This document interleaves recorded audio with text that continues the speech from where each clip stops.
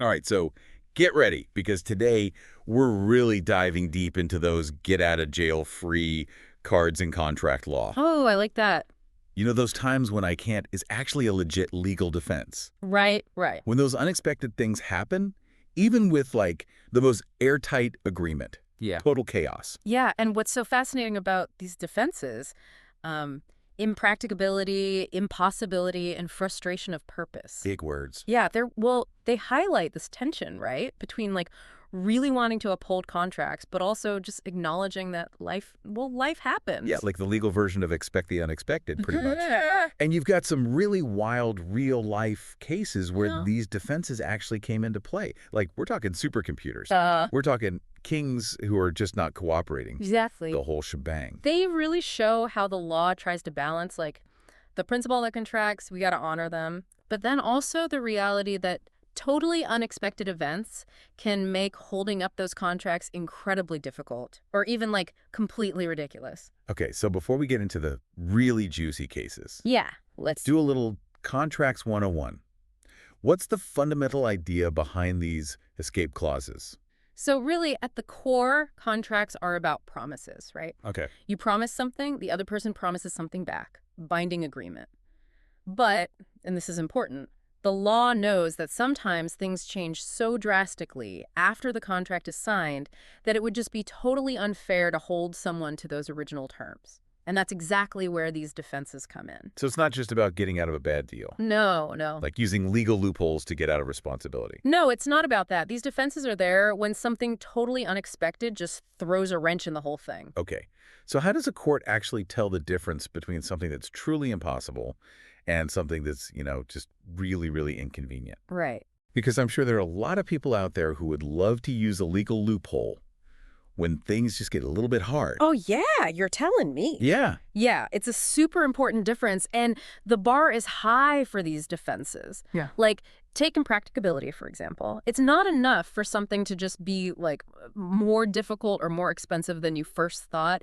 It has to be so ridiculously hard or costly to do what the contract says that it just doesn't make sense from a business perspective to even try. Okay, so it's got to be like a huge imbalance, not just, oh, this is a little inconvenient. It's huge. Exactly. Really? A good example is the case of United States v. Wetch-O-Matic Corp.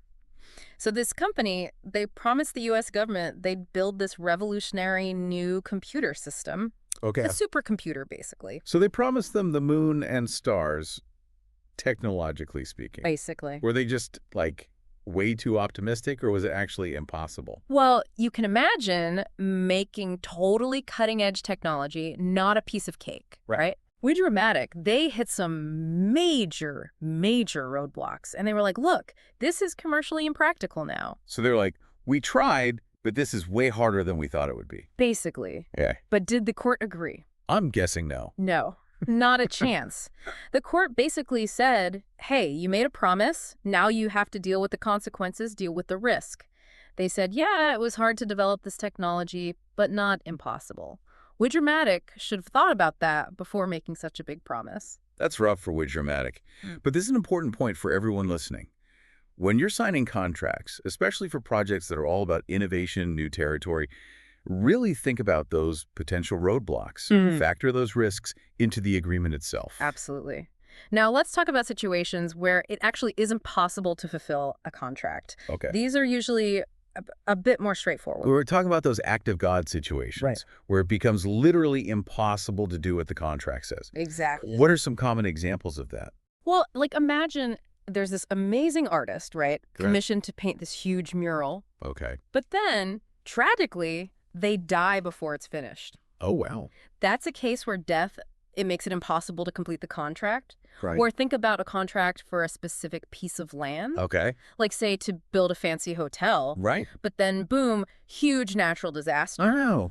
Totally changes the landscape. Wow. Makes it impossible to build. Right. So it's not even about difficulty or expense at that point. The whole point of the contract, it just can't happen.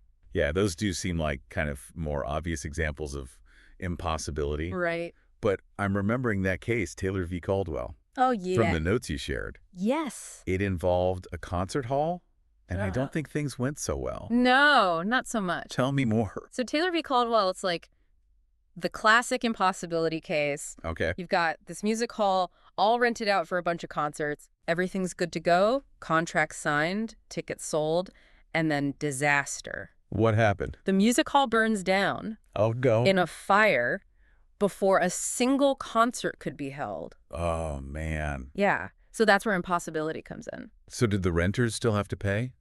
For a venue that's not even there. Right, exactly. That's what's so interesting. Yeah. The court took the renter's side. Really? Totally. Wow. They said it was impossible to have those concerts. All that was left was ashes.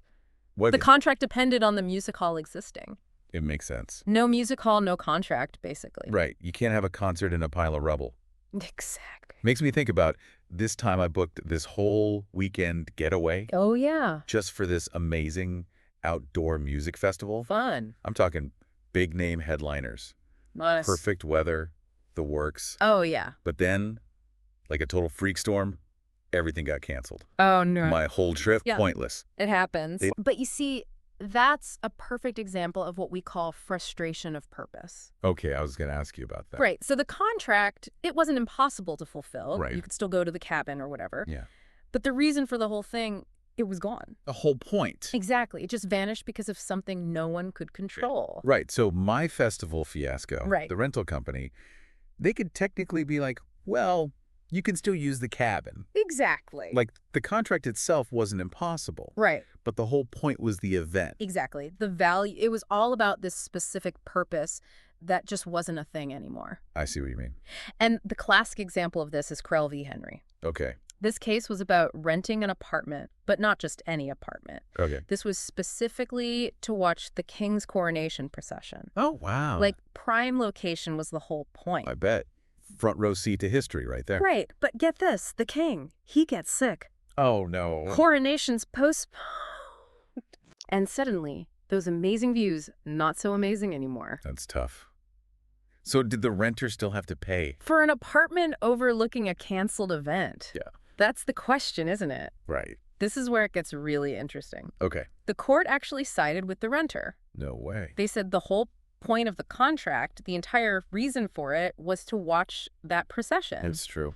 With the coronation postponed, that purpose was gone. Just like that. Gone. Wow. So even though you could technically still stay in the apartment, it's not what anyone signed up for. Right. Like, what's the point? Exactly. It's like there's no use crying over spilled milk. But in this case, it's why pay for an apartment with no view of the thing you came to see? Exactly. And this case, it set a major precedent. Yeah. It made it clear that you have to consider what the parties intended, what they understood the contract's purpose to be. That makes sense. Sometimes the why is just as important as the what in a contract.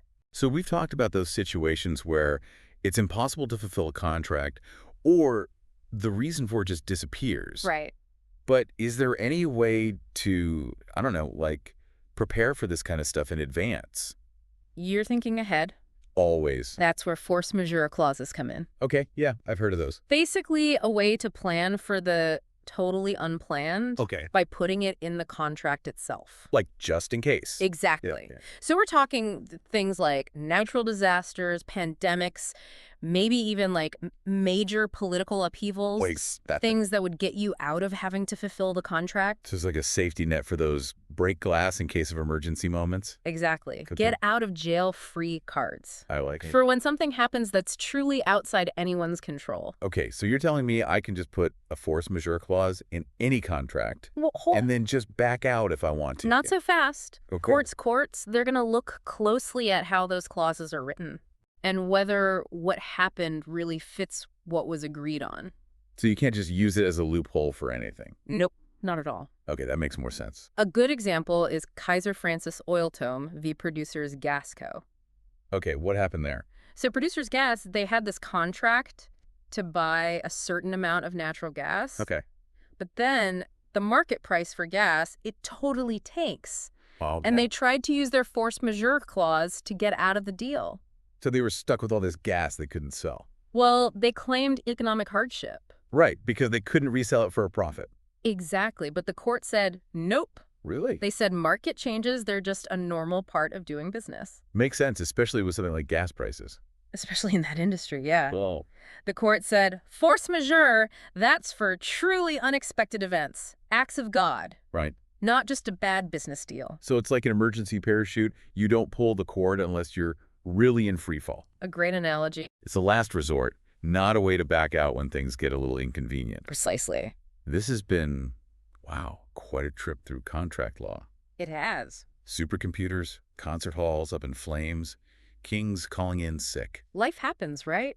It really does. It seems like these legal defenses, they're here for a reason. Definitely. But for our listeners who might be thinking, okay, cool stories, but how does this affect me? Right, the real world application. Yeah, what's the takeaway here? Well, think about it. Contracts are everywhere, right? True. They're like the invisible glue that holds so much of our lives together. Okay, I like that. Every cup of coffee you buy, stream service you sign up for, even accepting a job offer, it all comes back to contracts. That's true, when you put it that way. And understanding these defenses, it's like you're getting this insider knowledge. Yes, you're not just caught off guard. Exactly. You can spot those potential issues, protect yourself when things go sideways. Like having a secret decoder ring for, like, the legal world, right? Yeah. Exactly. Let's say you're about to sign a big contract, maybe for your business, a construction project, whatever. High stakes. Knowing about these what-if situations, it can help you negotiate better. So you're not just caught off guard. Right. Should you add a force majeure clause? That makes sense. Especially if your industry has specific risks. Okay. Or maybe, how can you write the contract so it's extra clear about certain challenges? So you're prepared no matter what. Exactly. This knowledge, it's power, especially when it comes to legal stuff. It's like they say, hope for the best, prepare for the worst. 100%.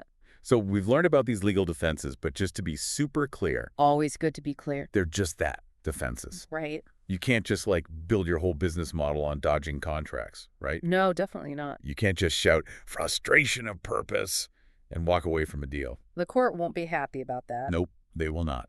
These defenses, they're there to help when something happens, some circumstance that genuinely makes the contract impossible. Or it just wouldn't make sense anymore. Exactly. They're not about getting a free pass because things got a little tough. Right. So I think the big lesson here is, when in doubt, talk to a legal professional. Always good advice. They can give you advice that's actually tailored to your situation. Right. Exactly. Based on your jurisdiction and everything. Perfect. Well, this has been a fascinating deep dive. It has. Before we wrap up, any final thoughts for our listeners? Let me think. Something to keep them thinking about contracts. Okay, how about this? We've talked about how the law tries to balance upholding contracts, those promises, with the fact that the world is unpredictable. Right. Things happen. Exactly. So where do you draw that line? Between taking a chance and having a real excuse. Yes.